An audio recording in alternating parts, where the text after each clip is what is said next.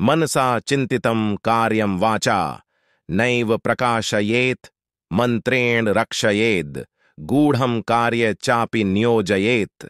मन के द्वारा सोचे हुए कार्यों को वाणी द्वारा प्रकट नहीं करना चाहिए जब तक कार्य पूरा न हो। गुप्त मंत्र की भांति अपनी योजना की रक्षा करनी चाहिए। आचार्य चाणक्य कहते हैं कि मन की बात को गुप्त रखकर व्यक्ति को अपने कार्य में लगना चाहिए और कार्य पूर्ण होने के बाद ही अपनी योजना का खुलासा करना चाहिए। बहुत से लोग अपनी योजनाएं इधर उधर बताते रहते हैं जिसका लाभ दूसरे लोग उठा लेते हैं और वह व्यक्ति देखता रह जाता है। ऐसा भी हो सकता है कि उसकी योजना जानकर कोई शत्रु ही उसका लाभ उठा ले अथवा उसका काम बिगाड़ दे। इसलिए चाणक्य ने अपनी योजना को गुप्त रखने की बात कही है। आजकल का चलन ऐसा हो गया है कि व्यक्ति दूसरे की योजना में मीन मेख निकालकर उसे हतोत्साहित करते हैं अथवा शंकाएं उत्पन्न कर देते हैं जिससे व्यक्ति का आत्मविश्वास क्षीण हो जाता है। अतः हर दृष्टि से अपनी योजना को तब तक गुप्त रखना चाहिए जब तक कार्य पूरा न हो जाए। कष्टम च खलु मूर्खत्वम कष्टम च खलु यौवनम कष्टात् कष्टतरम चैव परगृहे निवासनम। मूर्खता निश्चय ही कष्टदायक होती है, यौवनावस्था भी दुखदायक होती है तथा दूसरे के घर निवास करना तो अत्यंत कष्टदायक ही होता है। आचार्य चाणक्य कहते हैं, मूर्खता अनेक कष्टों की जड़ है। मूर्ख व्यक्ति को उचित अनुचित का ज्ञान नहीं होता। विवेक शून्य होने के कारण वह बहुत से ऐसे कार्य कर बैठता है जिसकी वजह से उसे अपमानित तथा दंडित होना पड़ता है। इसी प्रकार जवानी भी कष्टदायी है। युवावस्था में व्यक्ति होश में कम जोश में अधिक रहता है, अतः आवेश में वह बहुत से ऐसे कार्य कर बैठता है जो दुखदायक और कष्टकारी होते हैं। इन कष्टों से भी बड़ा कष्ट है किसी मजबूरीवश दूसरे के घर शरणार्थी बनकर रहना। दूसरे के घर में रहने वाला उसकी कृपा का मोहताज होता है। वह अपने मन मुताबिक कोई कार्य नहीं कर पाता। मामूली फेरबदल के लिए भी उसे अपने शरणदाता की सहमति की आवश्यकता होती है। मन मुताबिक खा नहीं सकता। जो दूसरे ने दे दिया उसे वही खाना होता है। तात्पर्य यह है कि उसे सब कुछ अपने शरणदाता की इच्छानुसार करना पड़ता है। उसकी अपनी निजी स्वतंत्रता समाप्त हो जाती है। किसी मनचाही बात के न होने पर उसे सब्र का घूंट पीना पड़ता है।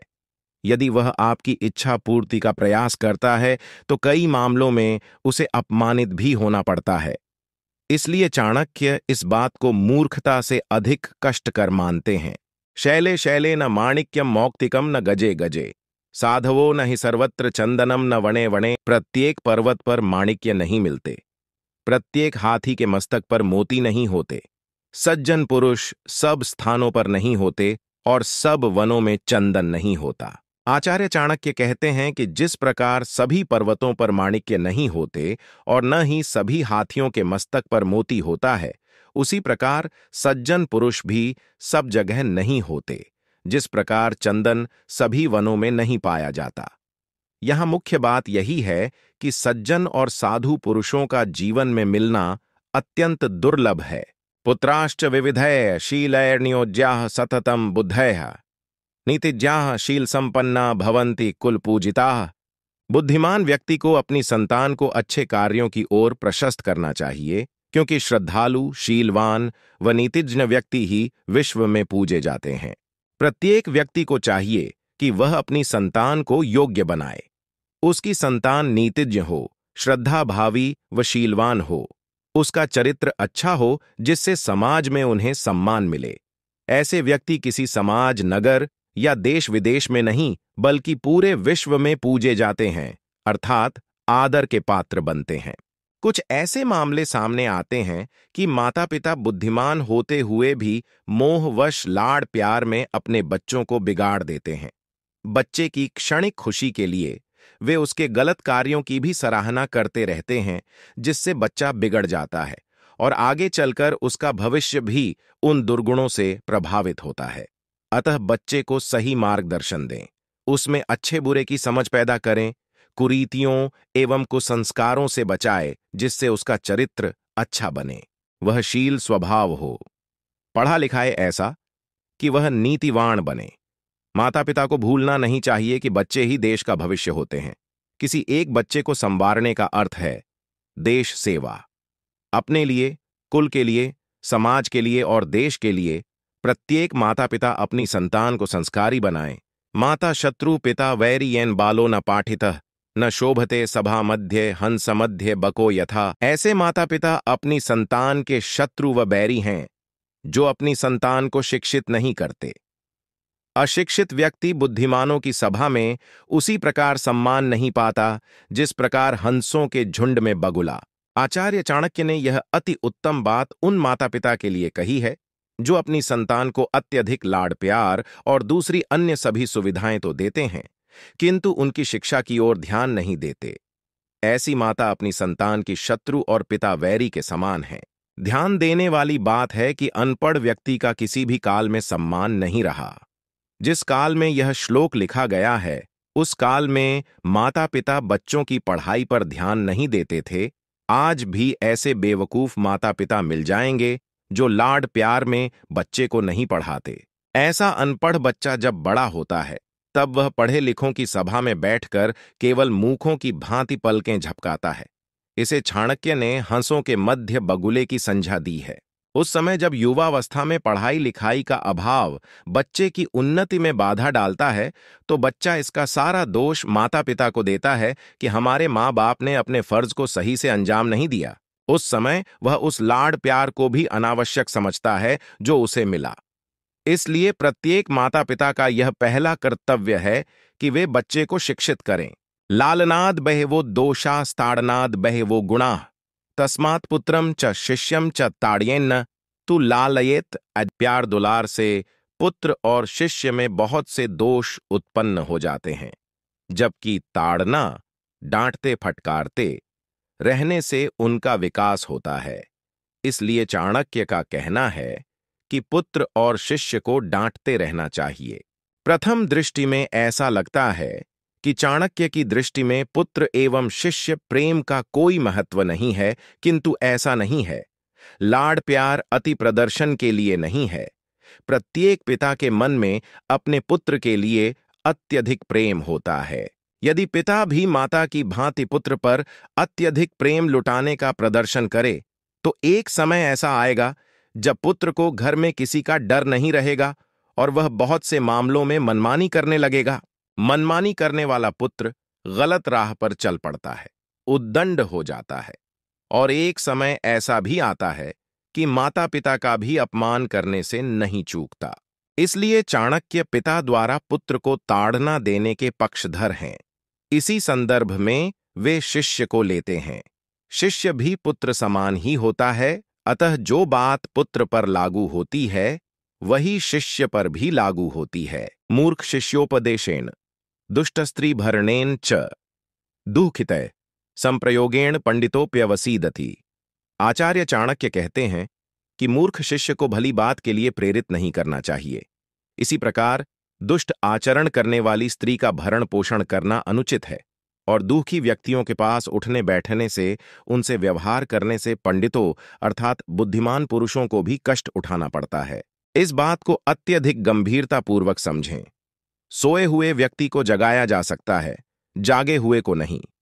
इसी प्रकार किसी अज्ञानी को आप ज्ञान का बोध करा सकते हैं, किंतु जो मूर्ख है और स्वयं को ज्ञानी समझता है उसे आप उसके हित की बात भी कहेंगे तो वह मूर्ख क्रोध अथवा अहंकारवश आपका ही अहित करेगा।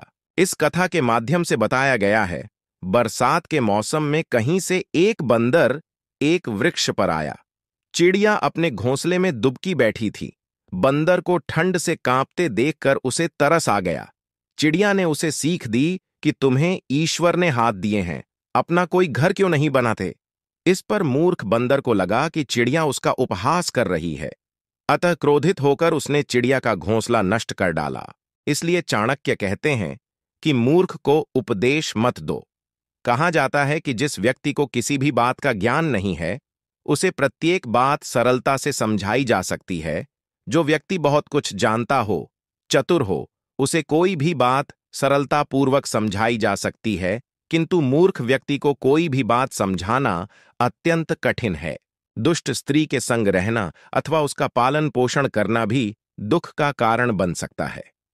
आचार्य चाणक्य की यह बात बड़ी ही गूढ़ है। जिसकी पत्नी दुष्ट है उसका जीवन नरक है। महान दार्शनिक सुकरात की पत्नी बड़ी दुष्ट थी। सुकरात जीवन भर उसके अत्याचारों से त्रस्त रहे। ऊपरी तौर पर वे शांत दिखते थे, किंतु उनके मन की सही स्थिति कौन जान सकता था। यहां कदाचित आचार्य का संकेत उन स्त्रियों के लिए भी हो सकता है जो अपने पति के साथ विश्वासघात करती हैं। ऐसी स्त्री से संबंध रखने वाला व्यक्ति भले ही बुद्धिमान या ज्ञानी क्यों न हो, अंत में कष्ट उठाएगा, क्योंकि ऐसे संबंध सदा ही अपकीर्ति को जन्म देते हैं। इसी प्रकार दुख की व्यक्ति की संगत का प्रभाव भी बुद्धिमान जन पर पड़ेगा। उनकी निराशा हताशा दूसरे व्यक्ति को भी निराश हताश कर सकती है। दुष्टा भार्या शठम मित्रम भृत्यश्चोत्तरदायकः ससर्पे च गृहे वासो मृत्युरेव न संशयः। जिसकी स्त्री दृष्ट हो, मित्र नीच स्वभाव के हों, सेवक जवाब देने वाले हों और जिस घर में सर्प रहता हो, ऐसे घर में रहने वाला व्यक्ति निश्चय ही मृत्यु के निकट रहता है। अर्थात ऐसे व्यक्ति की मृत्यु किसी भी समय हो सकती है। दुष्टा अर्थात कटु बोलने वाली दुराचारिणी स्त्री, धूर्त मित्र से अर्थ धूर्त स्वभाव वाला मित्र और सामने बोलने वाला या जवाब देने वाला नौकर, ये सहने योग्य नहीं होते हैं। इन्हें स्वयं से दूर कर देना चाहिए। ये किसी भी समय मृत्यु तुल्य हानि पहुंचा सकते हैं। इनकी तुलना घर में रहने वाले सर्प से की गई है, जो कभी भी इस सकता है। किसी भी व्यक्ति के लिए उसकी पत्नी का दुष्ट होना उसके लिए नरक के समान है। यदि पत्नी अपने पति के प्रति श्रद्धापूर्वक समर्पण भावना नहीं रखती तो व्यक्ति तनाव में रहता है। तनावग्रस्त होकर वह आत्महत्या तक के लिए प्रेरित हो जाता है। इसी भांति मित्र की नीचता, नौकर का मुंहफट, यह बातें मृत्यु के समान दुखदाई हैं। व्यक्ति को इस प्रकार के लोगों से यथासंभव निजात पा लेनी चाहिए। देखने में आता है कि कुछ स्त्रियां इस कदर मुंहफट होती हैं कि पति को उनके संबंधियों और मित्रों के सामने भी झिड़क देती हैं और अपमानित करती हैं। इससे व्यक्ति आहत होता है। कुछ मित्र ऊपर से मीठे बने रहते हैं और पीठ में छुरा घोंपते हैं। नौकर का सामने जवाब देना भी ठीक नहीं, अतः इनसे यथाशीघ्र किनारा कर लेना चाहिए। आपदर्थे धनम रक्षेद दारान रक्षेद धनैरपि आत्मानं सततम रक्षेद दारैरपि धनैरपि। मनुष्य को आकस्मिक विपत्ति के लिए धन संचित करना चाहिए, किंतु धन के बदले यदि स्त्रियों की रक्षा करनी पड़े तो धन का व्यय अथवा त्याग कर देना चाहिए। व्यक्ति को अपनी रक्षा के लिए इन दोनों चीजों का भी त्याग करना पड़े तो इनका त्याग करने से नहीं चूकना चाहिए। आचार्य चाणक्य का मत है कि संकट आपदा के लिए धन का संग्रह करें, धन से भी पूर्व पत्नी की रक्षा करनी चाहिए। पत्नी की रक्षा के लिए धन का व्यय करना पड़े तो इसमें संकोच नहीं करना चाहिए। कुछ लोग धन को स्त्री पत्नी से अधिक महत्व देते हैं, यह उचित नहीं है, किंतु उनका यह भी मत है कि यदि अपने प्राण संकट में पड़ जाए और धन और स्त्री का त्याग करके भी यदि उनकी रक्षा करनी पड़े तो इन दोनों का ही त्याग करने में संकोच नहीं करना चाहिए। सोचने वाली बात यह है कि यदि स्वयं का विनाश होता दिखाई दे रहा हो तो धन और स्त्री का प्रयोजन ही क्या रह जाएगा। संकट पड़ने पर व्यक्ति धन देकर इस संकट को टाल सकता है, पर उनका यह भी कहना है कि परिवार की स्त्रियों का महत्व धन से कई गुना अधिक होता है। उनकी मान मर्यादा की रक्षा में व्यक्ति के कुल की मान मर्यादा की रक्षा होती है। व्यक्ति का अपना महत्व सबसे अधिक है।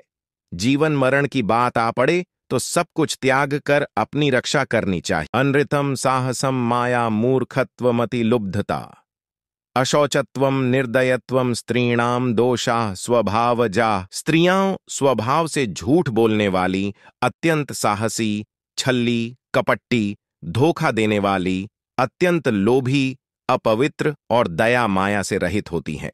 आचार्य चाणक्य ने जिस काल की स्त्रियों का वर्णन किया है उस काल में संभवतया ऐसी स्त्रियों का बहुमत हो, किंतु आज ऐसा नहीं है। आज स्त्रियां पढ़ी लिखी, समझदार, सूझ वाली हैं। फिर भी इस बात से इनकार नहीं किया जा सकता कि प्रत्येक प्राणी में कुछ गुण दोष जन्मजात होते हैं। जिस प्रकार पक्षी स्वभाव से ही उड़ते हैं, हिंसक पशु स्वभाव से ही हिंसक होते हैं, उसी प्रकार स्वभाव से ही स्त्रियों में कुछ दोष होते हैं, जिसमें झूठ बोलना, बिना सोचे समझे परिणाम की चिंता किए बिना कार्य कर देना, बात छिपाना, धोखा देना, मूर्खतापूर्ण बातें करना, लोभी होना आदि प्रमुख हैं। किंतु यह सब अशिक्षा की कमी का परिणाम भी है। आजकल शिक्षा के प्रभाव से ऐसा सभी स्त्रियों के विषय में नहीं कहा जा सकता। भोज्यम भोजन शक्तिश्च रति शक्तिर्वरांगना विभवो दान शक्तिश्च ना अल्पस्य तपस्या फलम। खाने पीने के पदार्थों का सुलभ होना, खाने पीने की सामर्थ्य होना, भोग विलास की शक्ति होना, आत्मतृप्ति के लिए सुंदर स्त्री का मिलना, धन संपत्ति का होना और उसके उपभोग के साथ ही दान की प्रवृत्ति होना, ये बातें पूर्व जन्म के संयोग के कारण ही होती हैं अथवा मनुष्य के तप से ही ऐसा फल मिलता है। आचार्य चाणक्य ने यह बड़ी विलक्षण बात कही है। चने हों और दांत न हों, अच्छे अच्छे भोज्य पदार्थ हों और खाकर पचाने की सामर्थ्य व्यक्ति में न हो, अपने आप में बड़ी दुख की बात है। खाने को भी हो और पचाने की सामर्थ्य भी हो, शरीर में भोग विलास की शक्ति भी हो, आत्मतृप्ति के लिए सुंदर स्त्री हो और भरपूर धन हो तथा धन होने के साथ साथ दान देने की प्रवृत्ति भी हो। जिसके पास यह सब है, उसके पूर्व जन्मों के कर्मों का फल ही समझना चाहिए। कुछ लोगों के पास अच्छा खासा शरीर होता है किंतु धन नहीं होता, अच्छी खासी सुंदर स्त्री पास होती है किंतु वह उसका भोग नहीं कर पाता, अर्थात स्त्री सुख से वंचित रहता है। यह पूर्व जन्म के कर्मों का दुष्परिणाम होता है, एक प्रकार से दंड होता है।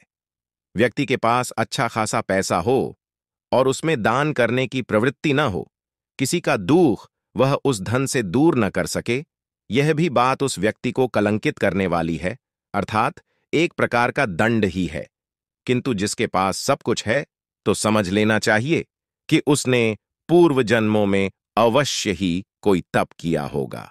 यस्य पुत्रो वशीभूतो भार्या छंदानुगामिनी विभवे यश्च संतुष्टस्तस्य स्वर्ग इहैव ही।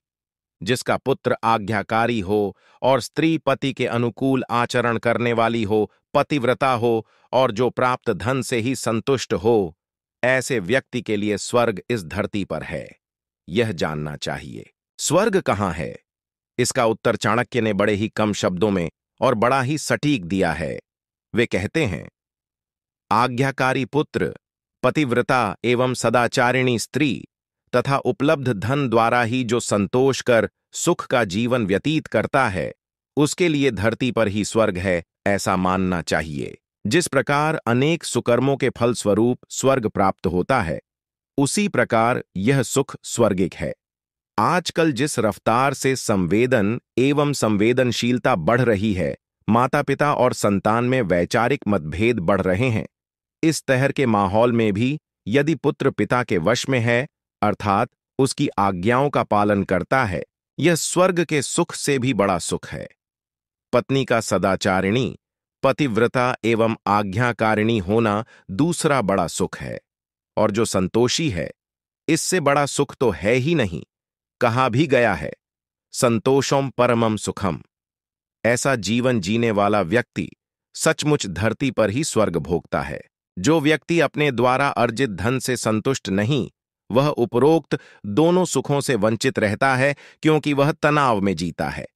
ऐसा व्यक्ति स्वयं अपने हाथों से, अपनी हरकतों से, अपने विचारों से अपने जीवन को नरक तुल्य बना लेता है।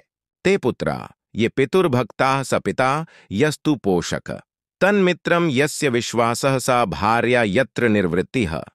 पुत्र वे हैं जो पिता के भक्त हैं, पिता वही है जो पुत्रों का पालन पोषण करता है, मित्र वही है जिसका विश्वास किया जा सके, और स्त्री वही है जिससे सुख की प्राप्ति होती है। यहाँ पुत्र का पिता का भक्त होने से तात्पर्य यही है कि जो तन मन से पिता की सेवा करे, उसकी आज्ञाओं का पालन करे, माता पिता के प्रति पूर्ण रूप से समर्पित हो, वही वास्तव में पुत्र कहलाने का अधिकारी है। इसी प्रकार चाणक्य कहते हैं कि पिता भी वही है जो तन मन धन से पुत्र का लालन पालन कर, पढ़ा लिखा कर उसे योग्य बनाए तथा उसका जीवन सुधारे। पैदा करके छोड़ देने वाला व्यक्ति पिता कहलाने का अधिकारी नहीं है। संतान का ठीक से लालन पालन न करने वाला व्यक्ति अपने फर्ज को ठीक से अंजाम न देने वाला व्यक्ति अपने पुत्र से सेवा सम्मान की अपेक्षा न करे। इसी प्रकार हर कोई किसी का मित्र नहीं होता। मित्र वही होता है जिस पर व्यक्ति का पूर्ण विश्वास हो, जो सुख दुख में समान रूप से साथ दे। घर में स्त्री का होना पत्नी सुख नहीं कहा जा सकता यदि वह स्त्री पति की सेवा करने वाली न हो। पति के लिए कलेश उत्पन्न करने वाली, उसकी आज्ञा न मानने वाली, जानबूझकर पति की इच्छा और आज्ञा के विरुद्ध कार्य करने वाली स्त्री पति के लिए जंजाल हो सकती है, सुख देने वाली पत्नी नहीं। परोक्ष कार्य हंतारम प्रत्यक्ष प्रियवादिनम वर्जयेत्तादृशम मित्रम विषकुंभम पयोमुखम। जो पीठ पीछे काम बिगाड़े और सामने मीठी मीठी बातें बनाए, ऐसे मित्र को मुख पर दूध लगे हुए किंतु भीतर विष भरे हुए घड़े के समान त्याग देना चाहिए। व्यक्ति आपके मित्र होने का दावा करता है किंतु मुख फेरते ही आपके काम बिगाड़ने की चेष्टा करता है, मुख पर मीठी मीठी बातें करता है और पीठ में खंजर घोंपता है। ऐसे मित्र उस घड़े के समान होते हैं जिसके मुख पर तो दूध लगा है किंतु भीतर जहर भरा है। ऐसे विश्वासघाती मित्र को चाणक्य कहते हैं कि फौरन ही त्याग देना चाहिए। आपके जानकार हजारों हो सकते हैं, लेकिन वे सभी आपके मित्र नहीं होते। सच्चा मित्र कैसा होता है? जो विश्वास का पात्र हो, जो सुख दुख में कंधे से कंधा मिलाकर खड़ा दिखाई दे। ऐसे व्यक्ति को तो कदापि मित्र न कहें। जो पीठ पीछे आपके काम बिगाड़ता हो और मुंह पर मीठी मीठी बातें करके यह सिद्ध करने की कोशिश करता हो कि वही आपका सच्चा हितैषी है, ऐसे मित्र को तो त्याग ही देना चाहिए। न विश्वसेत कुमित्रे च मित्रे चापि न विश्वसेत कदाचित कुपितम मित्रम सर्वगुह्यम प्रकाशयेत। कुमित्र पर तो कभी विश्वास करे ही नहीं। सुमित्र पर भी कभी विश्वास नहीं करना चाहिए, क्योंकि सुमित्र भी कभी कुपित होकर गुप्त भेद दूसरों के सामने प्रकट कर देता है। जो मित्र होने का भ्रम पैदा कर पीठ में छुरा घोंपे, विश्वासघात करे, मौका पड़ने पर मुंह चुराकर भाग जाए, ऐसे कुमित्र पर तो मनुष्य विश्वास करेगा ही नहीं। किंतु चाणक्य कहते हैं कि सुमित्र पर भी विश्वास करके अपनी गोपनीय बातें नहीं बता देनी चाहिए, क्योंकि न जाने आज का वही मित्र कल को कुपित हो जाए और आपके गुप्त रहस्यों को दूसरों के सामने उजागर करके आपको आर्थिक, सामाजिक या मानसिक हानि पहुंचाए। तात्पर्य यह है कि मित्रों पर विश्वास करने की भी एक सीमा होनी चाहिए। अंधा विश्वास किसी मित्र पर न करें, न जाने कल को वही आपके गुप्त भेद जानकर आपको हानि पहुंचाए। अगर आप नखीनाम च नदीनाम च श्रृंगीणाम शस्त्रपाणिनाम विश्वासो नैव कर्तव्यो स्त्रीषु राजकुलेषु च नखीनाम, अर्थात बड़े बड़े नाखूनों वाले शेर और चीते आदि प्राणियों, विशाल नदियों, श्रृंगी नाम अर्थात बड़े बड़े सींग वाले सांड आदि पशुओं, शस्त्र धारण करने वालों, स्त्रियों तथा राजा से संबंधित कुल वाले व्यक्तियों का विश्वास कभी नहीं करना चाहिए। बड़े बड़े नाखूनों वाले हिंसक प्राणी से बचकर रहना चाहिए, न जाने वे कब आपके ऊपर हमला कर दें। जिन नदियों के पुश्ते अथवा तट पक्के नहीं, उन पर इसलिए विश्वास नहीं किया जा सकता कि न जाने उनका वेग कब प्रचंड रूप धारण कर ले और कब उनकी दिशा बदल जाए, न जाने वे और किधर को बहना प्रारंभ कर दें। इसलिए प्रायः नदियों के किनारे रहने वाले लोग सदैव उजड़ते रहते हैं। बड़े बड़े सींग वाले सांड आदि पशुओं का भी भरोसा नहीं है, कौन जाने उनका मिजाज कब बिगड़ जाए। जिसके पास तलवार आदि कोई हथियार है, उसका भी भरोसा नहीं किया जा सकता, क्योंकि वह छोटी सी बात पर क्रोध में आकर कभी भी आक्रामक हो सकता है। चंचल स्वभाव वाली स्त्रियों पर भी विश्वास नहीं करना चाहिए। वह अपनी चतुरता कभी भी आपके लिए प्रतिकूल परिस्थितियां पैदा कर सकती हैं। इस तरह के कई उदाहरण प्राचीन ग्रंथों में मिल जाएंगे। राजा से संबंधित राजसेवकों और राजकुल के व्यक्तियों पर भी विश्वास करना उचित नहीं। वे कभी भी राजा के कान भरकर अहित करवा सकते हैं। इसी के साथ वे राज्य नियमों के प्रति समर्पित और निष्ठावान हैं। राजहित उनके लिए प्रमुख होता है, संबंध नहीं। यदि आपको हमारी वीडियो पसंद आई है तो हमारा मनोबल बढ़ाने के लिए हमारे चैनल को सब्सक्राइब कीजिए, लाइक कीजिए, शेयर कीजिए और कुछ संदेश आप हमें देना चाहते हैं तो वीडियो पर कमेंट कीजिए। धन्यवाद।